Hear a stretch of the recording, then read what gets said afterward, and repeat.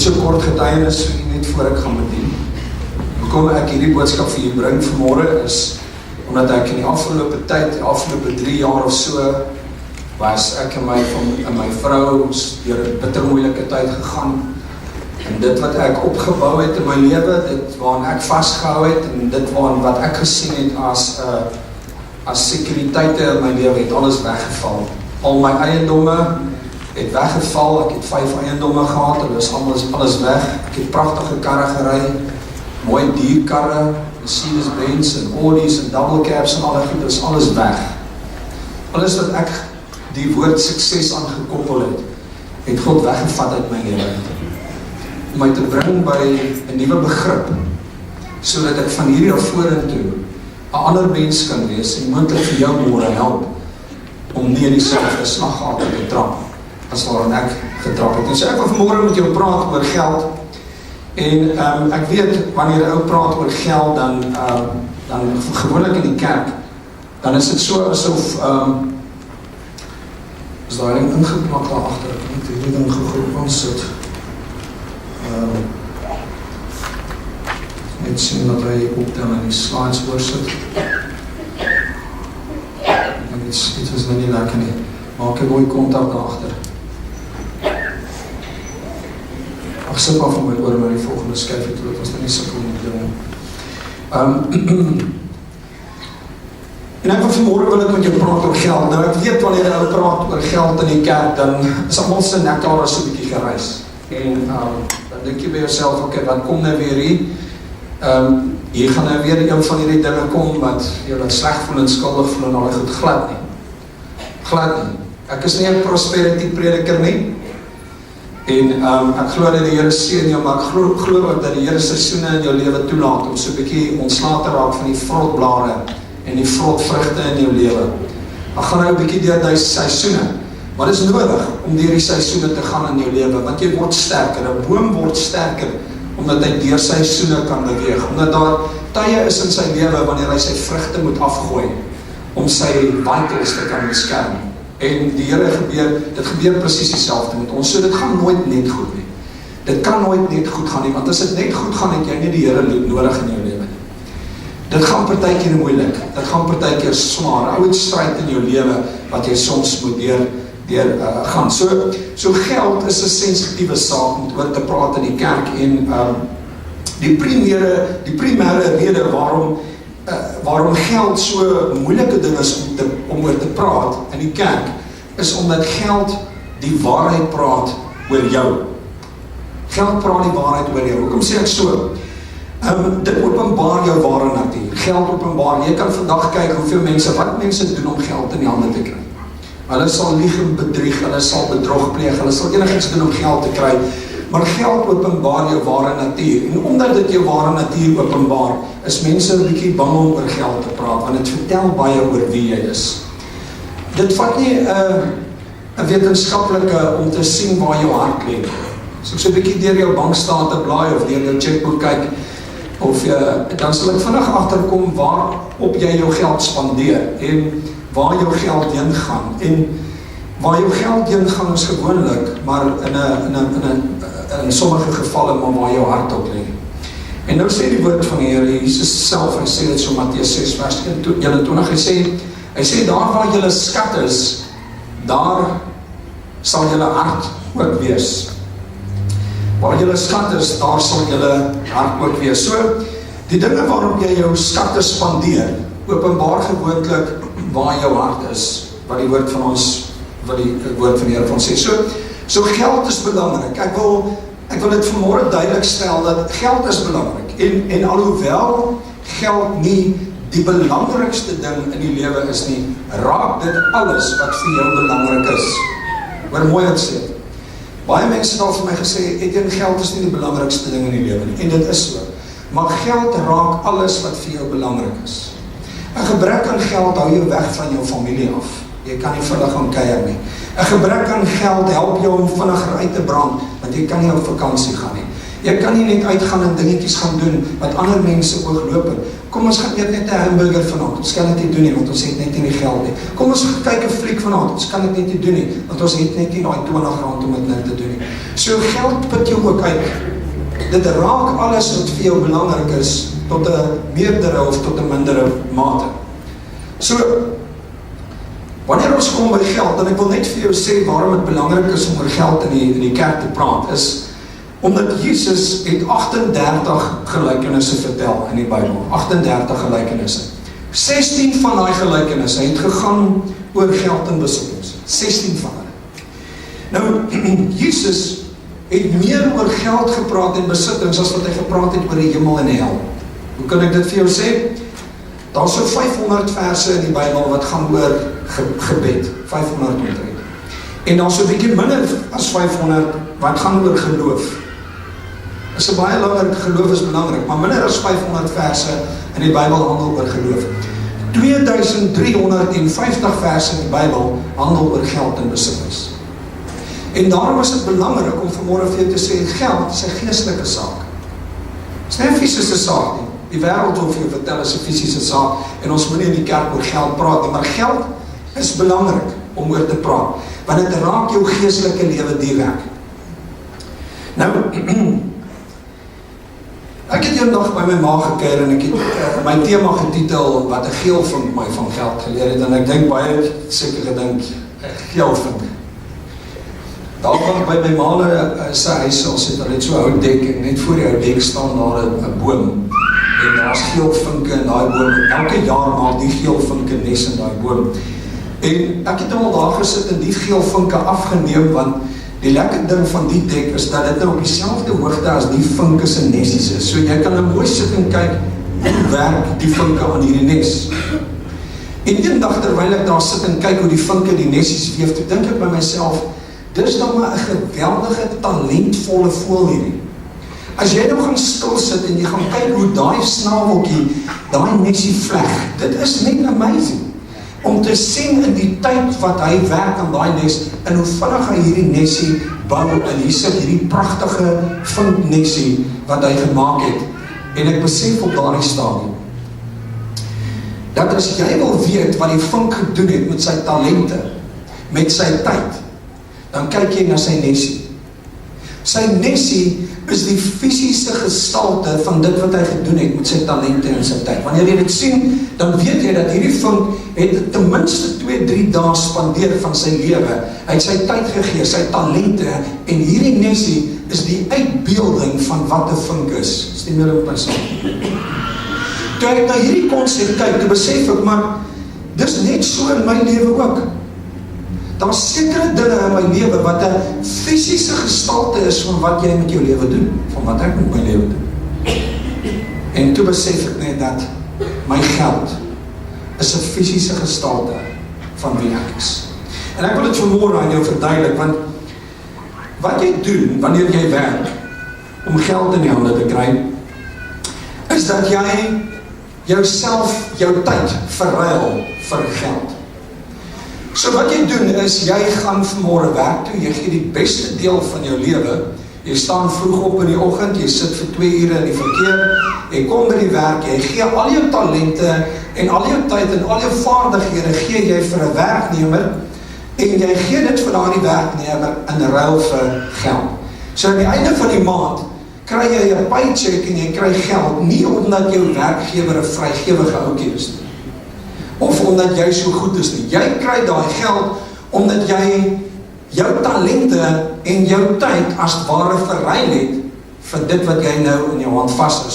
So dit wat ek in my hand vashou is nou die fisiese uitbeelding, net soos daardie nesie, die fisiese gestalte van wat ek gedoen het met my tyd, met my talente, met my lewe vir die afgelope paar dae. Ek is betaal omdat ek 'n deel gegee het van wie ek is in ruil vir daardie geld. Stem jy met my saam? So my geld wat ek in my hand hou is 'n fisiese uitbeelding van wat ek gedoen het met my lewe. Ek het dit nie sommer net gekry nie. Ek het iets gegee daarvoor. Ek het my karakter, my talente en my tyd het ek verruil daarvoor. So wanneer ek nou my geld vat en ek gaan na die winkel toe en ek gaan koop 'n mandjie kos, dan vat ek 'n deel van wie ek is en ek verruil dit vir daardie mandjie kos. Wanneer ek my geld vat en ek gaan koop vir my 'n pakkie sigarette, of ek koop vir my 'n paar bottels drank, of ek koop vir my dwelmmiddels, of ek doen allerhande negatiewe goed met my geld, dan vat ek eintlik 'n deel van wie ek is en ek verruil dit vir daardie artikel. Ek vat 'n deel van my verlede om 'n deel van my toekoms te vernietig. Hoe klink dit vir jou? Is dit verkeerd? Maak dit sin? Hierdie geld verteenwoordig wat ek gedoen het met my tyd, met my talente, met my karakter, met die beste deel van my dag het ek verruil vir dit. Nou vat ek dit en ek verruil dit vir iets wat my lewe vernietig. Dan vat ek 'n deel van my verlede om 'n deel van my toekoms te vernietig. Ons doen dit elke dag. So, dit is nou 'n harde klip om te kou daai, en wanneer jy iemand in jou lewe help, iemand wat in die moeilikheid is, iemand wat deur 'n moeilike tyd gaan, as jy geld vat en jy gee dit vir daai persoon, dan gee jy nie vir daai persoon geld nie, jy gee eintlik vir daai persoon 'n deel van jou lewe. Maak dit sin? Jy stort 'n deel van wie jy is in iemand anders se lewe. Dis wat jy doen. En luister baie mooi, en ek gaan hierdie dag nou weer sê, wanneer jy jou geld vat en jy sit dit binne in die offersak, is dit nie jou geld wat in die hemel registreer nie. Nie 'n sent van dit wat jy geregistreer in die hemel nie. Dis jou hart. Waar jou skatte is, daar sal jou hart op wees. Wat het nou gebeur? Was dit? Kan maar dan los. So dis jou hart wat die verskil maak. Dis jou hart wat registreer in die hemel. Nie jou geld nie, jou hart registreer. Waar jou skatte is, daar sal jy, daar volg jou hart ook. So, hierdie beginsel gaan jou nou help om geld anders te verstaan, want dit wat ek nou vir jou gaan sê, gaan baie belangrik wees, en ek glo dat dit jou lewe sal verander van hierdie dag af vorentoe. So ek wil nie, jy moet verstaan, dat waar jou skat is, daar gaan jou hart ook wees. Nou het jy al gehoor, daar is 'n stelling wat mense sê, money talks, geld praat. Het julle dit al gehoor, geld praat? Geld praat, want dit is die enigste taal wat die wêreld verstaan. Die enigste taal wat die wêreld verstaan. En ek gaan jou 'n uitdaging gee. Ek gaan vir jou sê, gaan toets maar hierdie beginsel. Na kerk gaan jy na die supermark toe, na die winkel toe, en jy gaan pak jou trolley vol kos. En dan stap jy net by die deur uit, en groet die wag vriendelik, die sekuriteitsbeampte, quoteer 'n paar Bybelversies daar by die til, en daar gaan jy met jou mandjie. Wat dink jy gaan gebeur? Jy gaan dalk aan hierdie preek dink uit die tronk uit. Jy sien, geld is die taal wat die wêreld verstaan. Die wêreld verstaan geen ander taal behalwe die geldtaal nie. Regerings gebruik dit, almal gebruik dit om hulle sê te sê. Money talks. So, ons lewe vandag in 'n wêreld wat net aandag gee aan daardie mense wat geld beheer. Mense sal eerder na 'n ryk ou luister wat leuns vertel, as wat hy na 'n arm ou sal luister wat met wysheid praat. Ja. Jy sien dit vandag in die regering, dis geen geheim nie. Die ouens wat die monopolie van geld in die hand het, beheer die armes. Want dan word geluister na hulle omdat hulle invloedryk is, omdat hulle met geld mense kan manipuleer en beheer. Vandag kan mense gekoop word. Gaan nou vir jou teksvers wys. Kom ons kyk gou na die volgende teksvers hierso. Hy sê Prediker 9 vers 14 tot 16. Luister wat sê die Bybel hierso. Koning Salomo se wysheid. Hy sê daar was 'n klein stadjie met min mense en 'n magtige koning het teen die stad opgetrek en dit beleer en hom daar ingegrawe. In die stad was 'n arm man met baie wysheid. En hy het die stad deur sy wysheid gered. Maar niemand het die arme man onthou nie. Toe het ek gesê, wysheid is wel beter as krag, maar die wysheid van 'n arme word geminag en niemand luister na wat hy sê. Yeah. Ons weet nie wie die ou se naam is nie. Hy het 'n stad gered met sy wysheid, maar niemand weet wat sy naam is nie. want dit is vergeet. Hoekom is dit vergeet? Want hy het nie geld gehad. Hy het net wysheid gehad. Toe God vir Salomo gevra het, Salomo, wat is dit wat ek vir jou moet gee? Wat begeer jy? Rykdom of wysheid? Het hy gesê, Here, gee net vir my wysheid, om te sê, God, jy het 'n wyse besluit gemaak. Saam met jou besluit gee ek nou ook vir jou die finansies. Want geld sonder wysheid is 'n gevaarlike ding. God gee baie keer nie vir ons die geld nie, want ons het nie die regte hoeveelheid wysheid om daarmee te kan werk nie. So ons bly in ellende lewe, want jy soek nie die regte dinge nie, jy soek nie wysheid. En tog is wysheid die een ding wat die Here vir jou sê, as jy wysheid kom, vra dit van God en hy sal dit vir jou gee. En God gaan jou in 'n situasie sit waar jy wysheid gaan vorder en waar jou wysheid gaan groei en saam met dit sal hy vir jou meer aan jou toevertrou. Dis 'n Bybelse beginsel. Ek hoef dit nie vir jou te verduidelik vanmôre. Jy sien, geld beïnvloed jou verhouding met God, positief of negatief. Kom ons kyk nou in die volgende vers wat Jesus gesê het.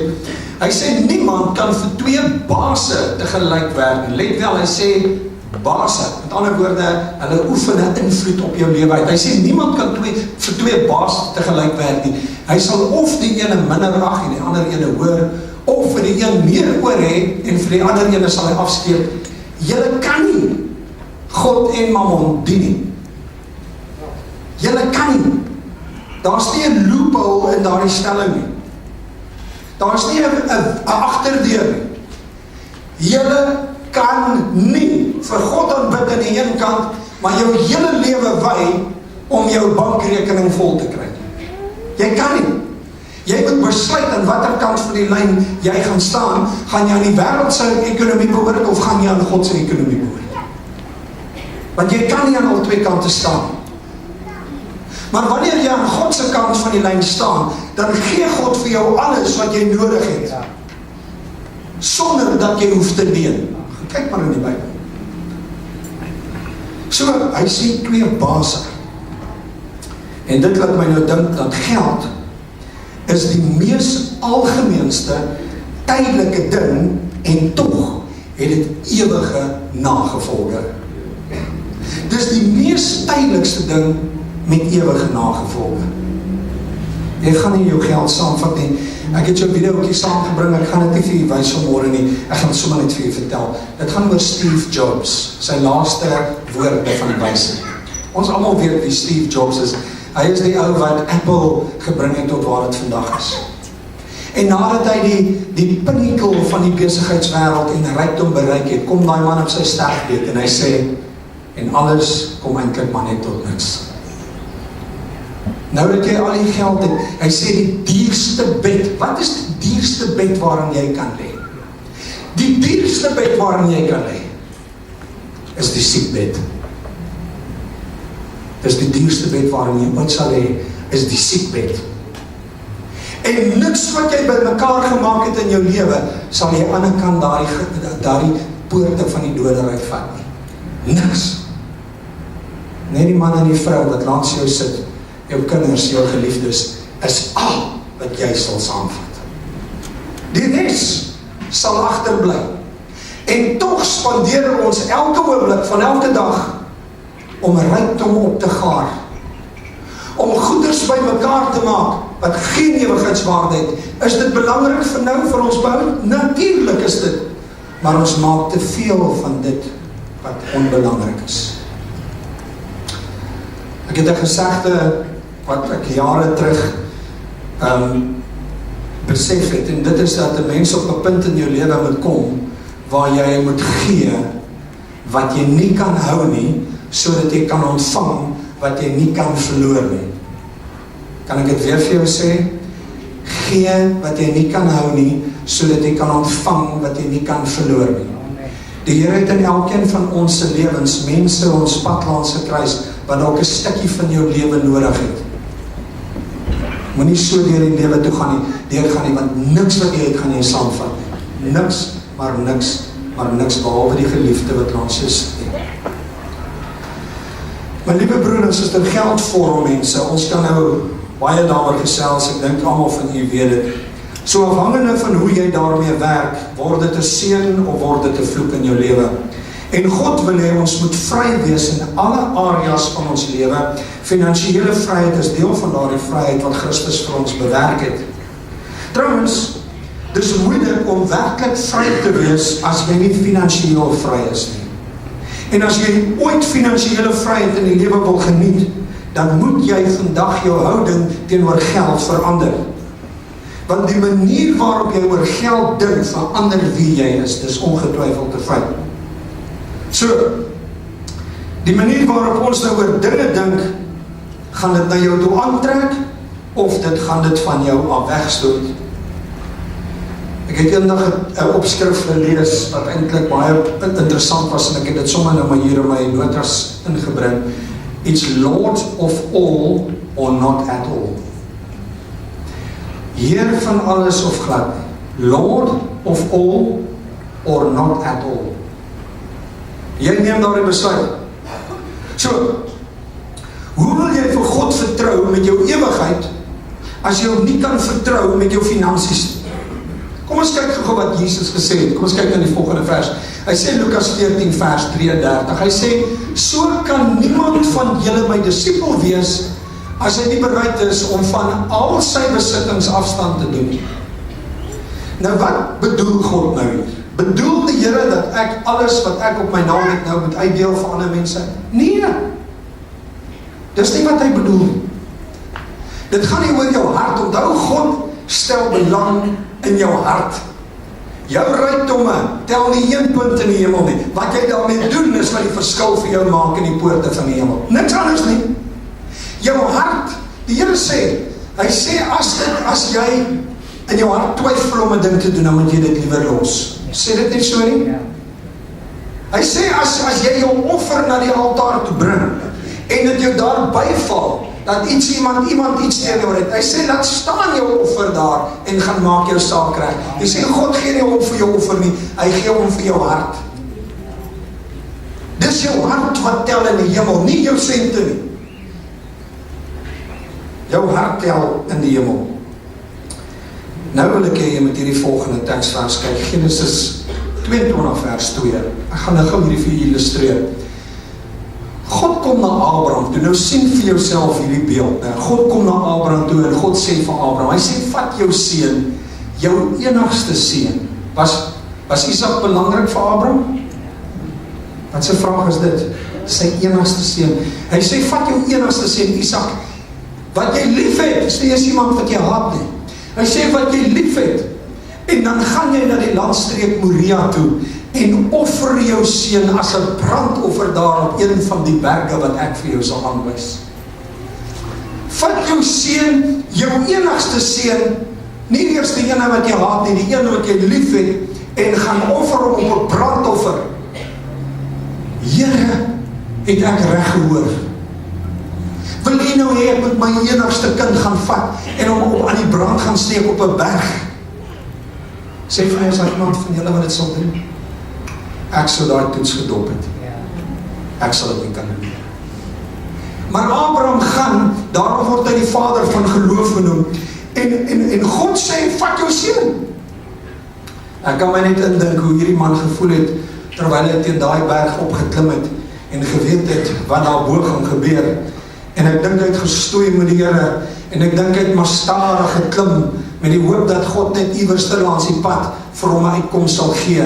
En elke tree wat hy gee, dan besef hy dat hierdie seun wat hier langs my loop, die seun wat ek lief het, my enigste seun, vir jou gaan ek daar bo slag en aan die brand steek, omdat God dit van my verwag. Elke tree wat hierdie man gee, breek sy hart. Sy hart breek, maar iets binne hom sê net, vertrou God net, met dit wat vir jou die belangrikste is, dit wat vir jou die naaste aan jou is, dit waarvoor jy lief het, iets binne hom sê net, byt vas, God sal vir jou 'n deurbraak gee, vertrou my net. Ja, dit moet nou maar geloof vat. Daai man klim daai berg. Psalm 50 vers 12, kyk, ek sê jou nie vra as ek honger sou kry nie, want die aarde en alles wat daarop is, behoort aan my. Tot my seun Isak behoort aan God. tot jou geld behoort aan God. Alles wat jy het. Elke bevordering in jou lewe word vooraf gegaan deur 'n toets. God wou Abraham bevorder. God wou hom bevorder. Hy het 'n plan gehad met hierdie man, maar die plan kon nie verwesenlik nie, want dan was 'n toets wat geskryf moet word. Ek sê nou vandag vir jou, jy gaan in 'n toets wees in jou lewe. Wie is vanmôre in 'n toets? Steek op jou hand. Steek op jou hand, nie skaam wees nie. Steek op. Ons is in 'n toets. As jy nie daai toets slaag nie, gaan jy vir hom oorskryf. As jy aan jou toets God gaan betwyfel, gaan jy daardie toets so waar as waaragtig oorskryf. God gaan jou nie bevorder na 'n volgende vlak nie voor jy gehoorsaam is met die een waarop jy nou is. God se bevordering hang af van jou vorige vlak van gehoorsaamheid. Jou vorige stap van gehoorsaamheid bepaal God se bevordering in jou lewe. As jy gehoorsaam is hierso, vat God jou na die volgende vlak toe. Hy wil vir Abraham na 'n volgende vlak toe vat. En luister, wat sê Hebreërs 11 vers 17.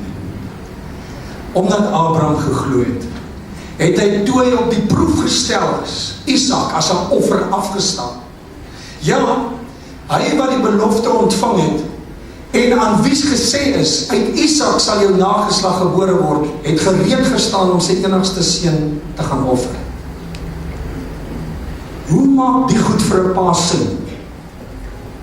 Hoe maak dit sin, God, dat U vir my 'n belofte gegee het, dat U vir my sal seën met 'n nageslag? Kom ons trek dit deur na jou finansies toe. Here, hoe maak dit sin, dat U vir my gesê het, ek sal die kop wees en nie die sterk nie? Hoe maak dit sin, Here, dat U vir my gesê het, ek sal kan uitleen en uitgee en nooit hoef te leen nie? Maar nou moet ek alles wat ek het prys gee, omdat ek glo. Here, dit maak net nie vir my sin nie. Maar die Here sê vir my, hy sê, omdat Abraham geglo het, toe hy op die proef gestel is. Hy het geweet, hy is in 'n toets. Hy het geweet, hy is in 'n toets.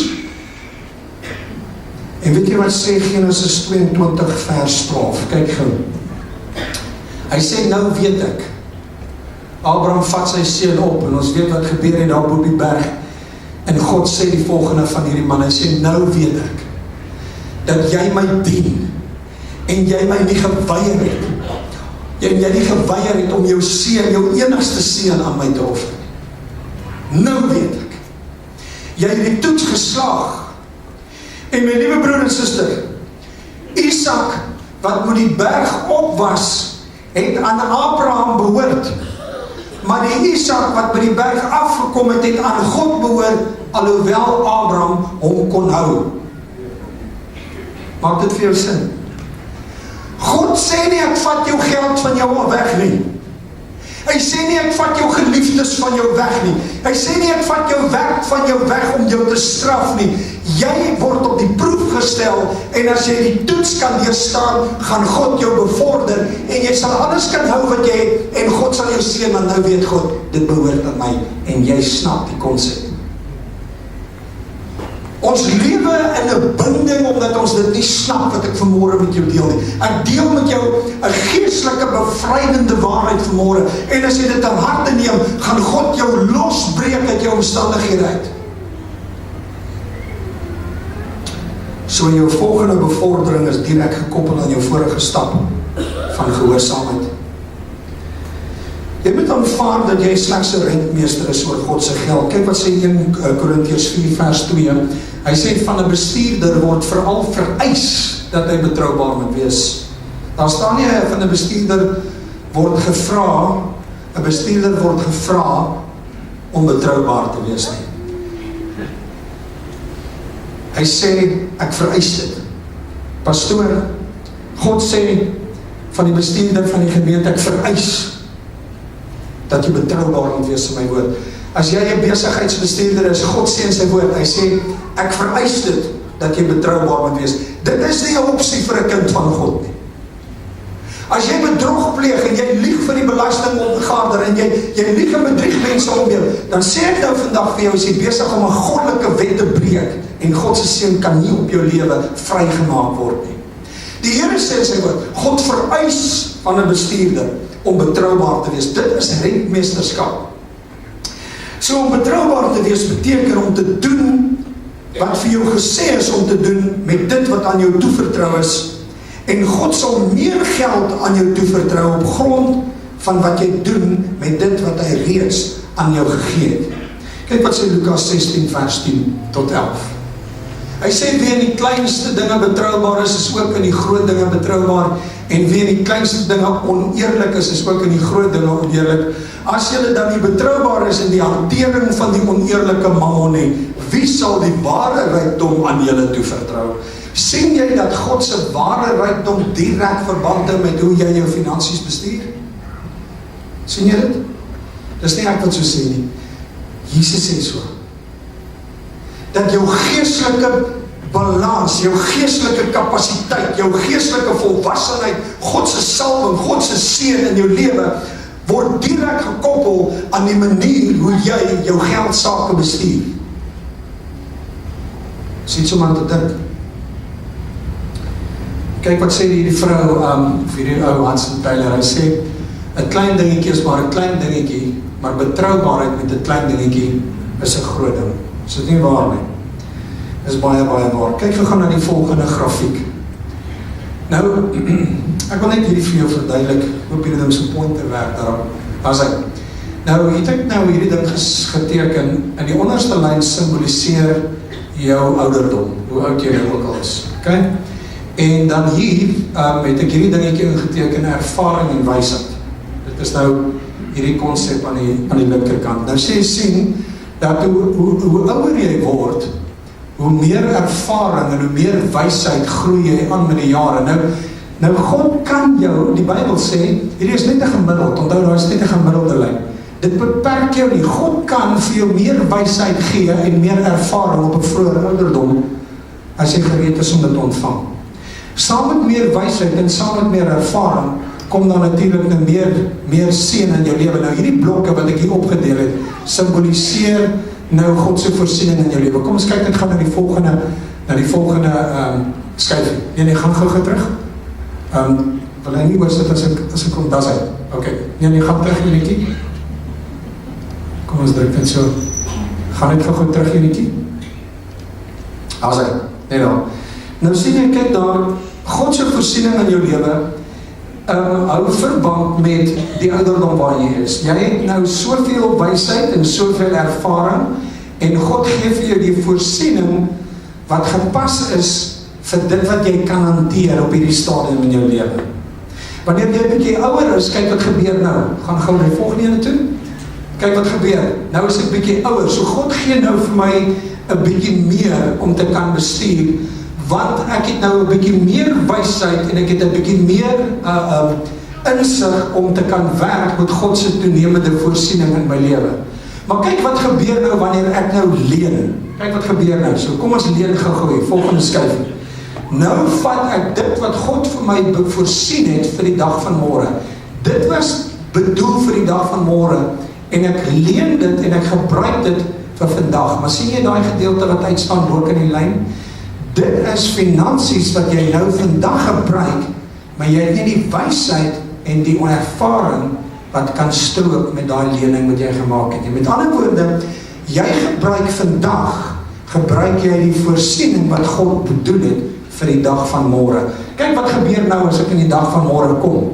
Sien jy wat gebeur? Ek het 'n tekort. Hoekom het ek 'n tekort in die dag van môre? Want vandag het ek gebruik wat God vir my bedoel het om te gebruik vir die dag van môre.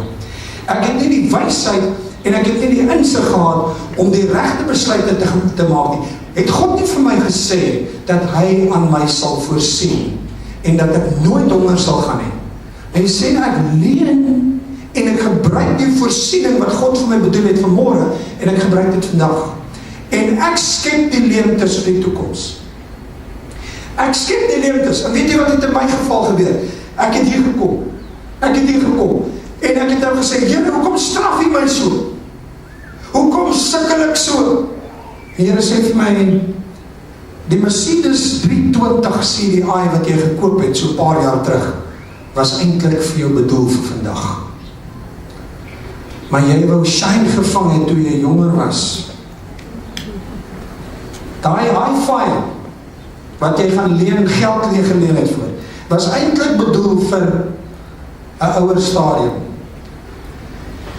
Die duur kar wat jy gaan koop het, Etienne, was eintlik bedoel vir later jare in jou lewe.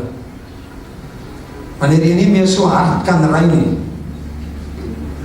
wanneer jy sag moet ry, maar jy het hom nou klaar gebruik, gister.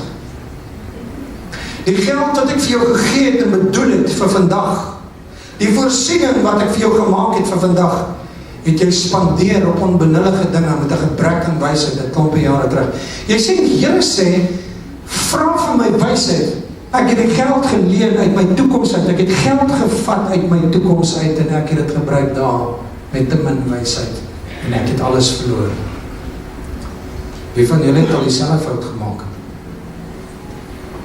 Nou, ek hoop, dit wat ek vir jou illustreer, nou gaan illustreer, gaan jou nie te veel omkrap nie.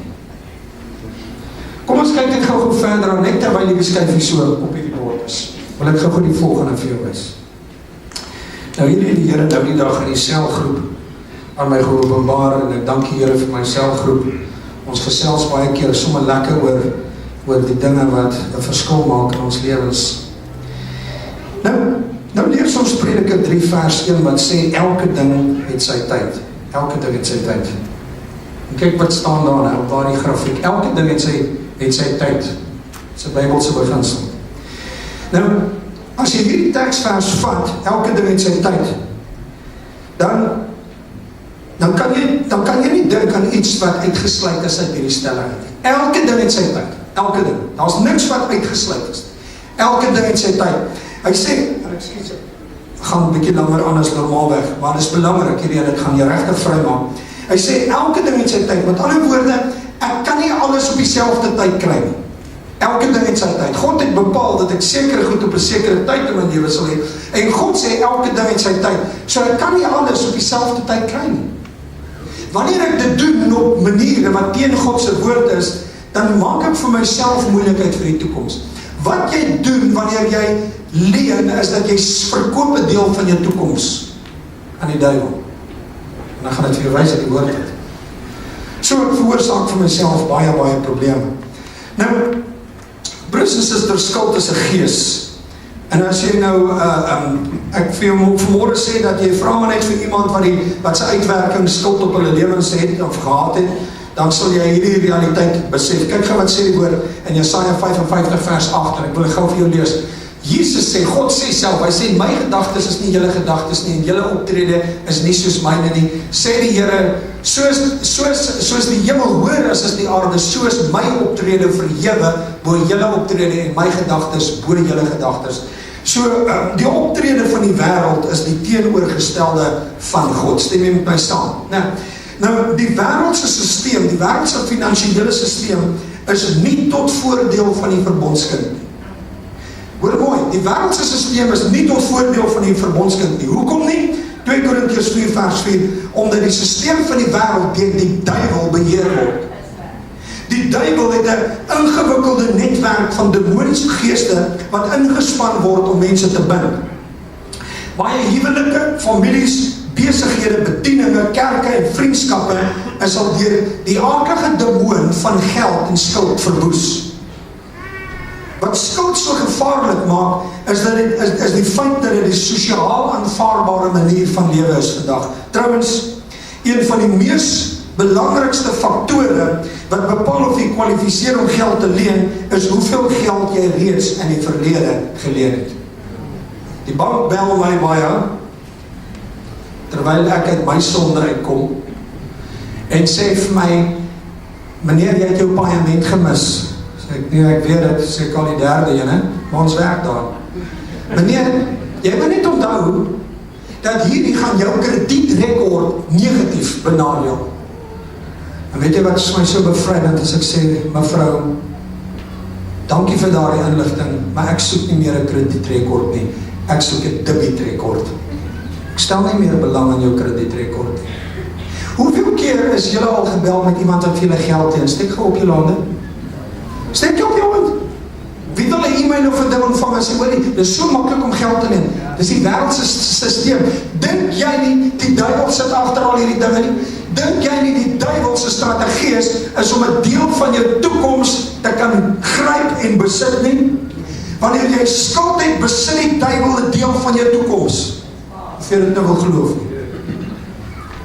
Goed, my vraag is, wie besit jou toekoms nou?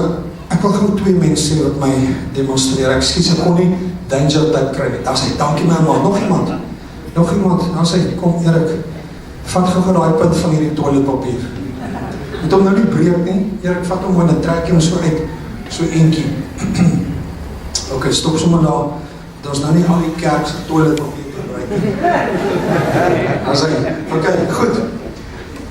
Broers en sisters, vergeet nou is toiletpapier, hierdie is 'n lewenslyn. Die Bybel sê, God is die Alpha en die Omega, so God word nie beperk deur tyd en ruimte nie, né? Maar hierdie is die begin van jou lewe, 0, dis jou geboortedag en jou sterftedag.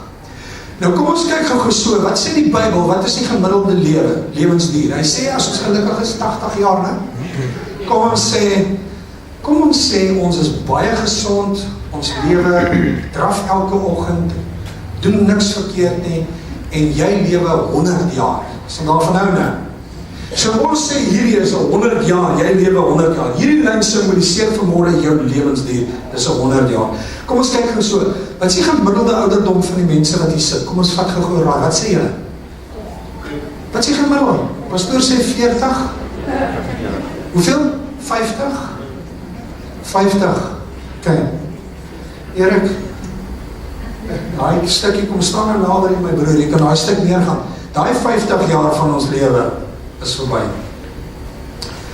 Dis al wat oor is nou. Goed, nou sê hulle, 1/3 van jou lewe gaan jy slaap. Nou ek moes eintlik daai 1/3 al afgebreek het, so ons gaan nou die 1/3 wat oorbly, gaan ons 1/3 slaap. Ons gaan niks doen, ons gaan nie 'n verskil maak in die wêreld met hierdie 1/3 nie, ons gaan slaap, okay?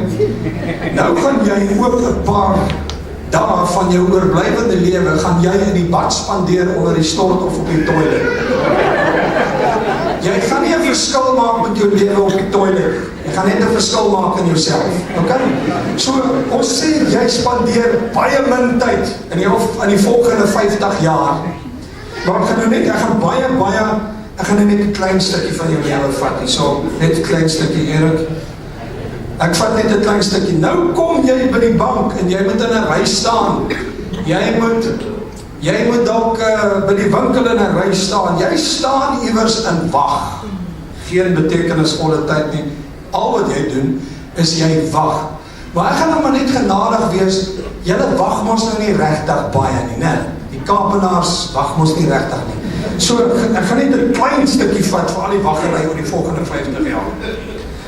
Ek dink ek moet hier stop. Want daar is nog baie goeders, hier sê ding wat hulle noem diskresionêre tyd. Tyd wat jy net niks doen nie. Jy is net mellow. Jy lê net op die bank, kyk TV. Ek gaan dit nie aftrek nie, want dan raak dit 'n depressie saak. Baie dankie.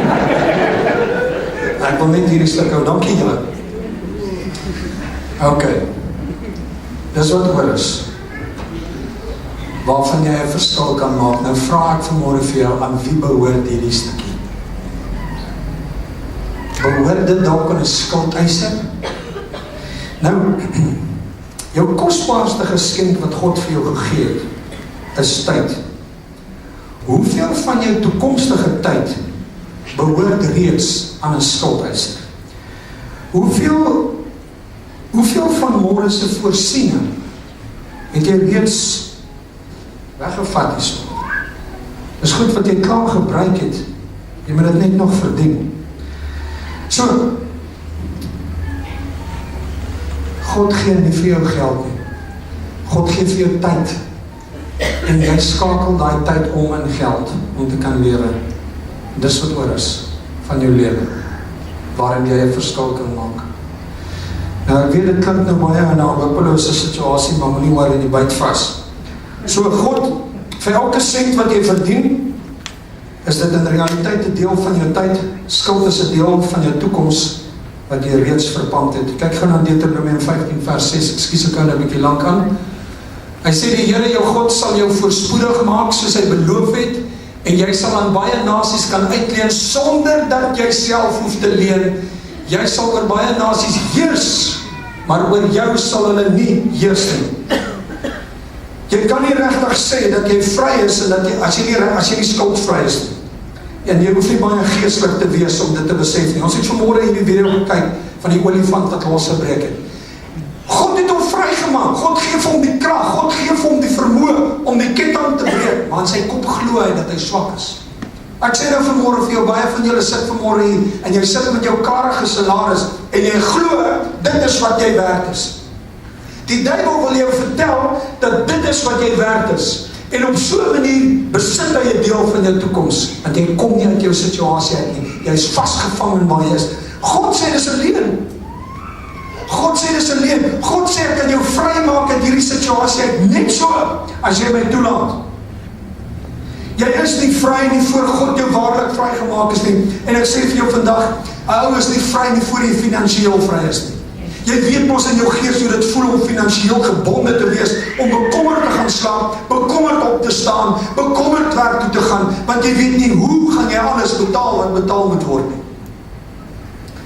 Galasiërs 5 vers 1, kyk gou wat sê.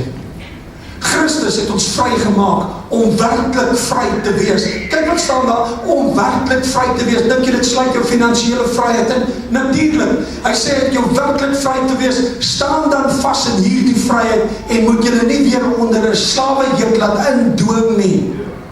Dis wanneer hy ou jou bel en hy boelie jou. Die Here sê jy laat jou nie inboelie in hierdie situasie nie. Hy sê in Johannes 8 vers 36, kom ons kyk wat sê daar. Eers as die Seun julle vrygemaak het, sal julle werklik vry wees op alle fasette van jou lewe. Levitikus 25 en ek gaan vinnig nou gaan ek is amper klaar. Weerspieël 'n geval waar God voorsien het vir die kwytstelling van die skuld van die kinders van Israel. Hulle het baie skuld gehad onder die nasies en hulle noem dit die jubeljaar. Want as God sy kinders destyds skuldvry wou sien, hoeveel te meer nie vandag nie. Ek wil vanmôre wil ek vir jou sê, God wil jou skuldvry hê. Ek sluit af met die volgende gedagte. God se grootste geskenk aan jou is tyd. Wat jy daarmee doen is jou geskenk aan hom. God gee nie vir jou geld nie, hy gee vir jou tyd en jy skakel dit om in geld. So wanneer jy jou salaris ontvang, is omdat jy jou tyd daarvoor verruil het. Wanneer jy leen, dan vat jy tyd in die toekoms uit. En luister wat sê die woord, Efesiërs 5 vers 16. Hy sê, koop die tyd uit, omdat die dae boos is. Hoekom is dit belangrik? Want daar is 'n prys op die spel vir jou tyd. Omdat die wêreldstelsel deur die bose bestuur word, skuld is die duiwelse manier om jou toekoms te besit. Stem jy met my saam? Dink anders oor jou geldsake. Daar is baie meer op die spel as wat jy ooit kan dink of droom. Maak dit vir jou sin. Nou wil ek vir jou bid.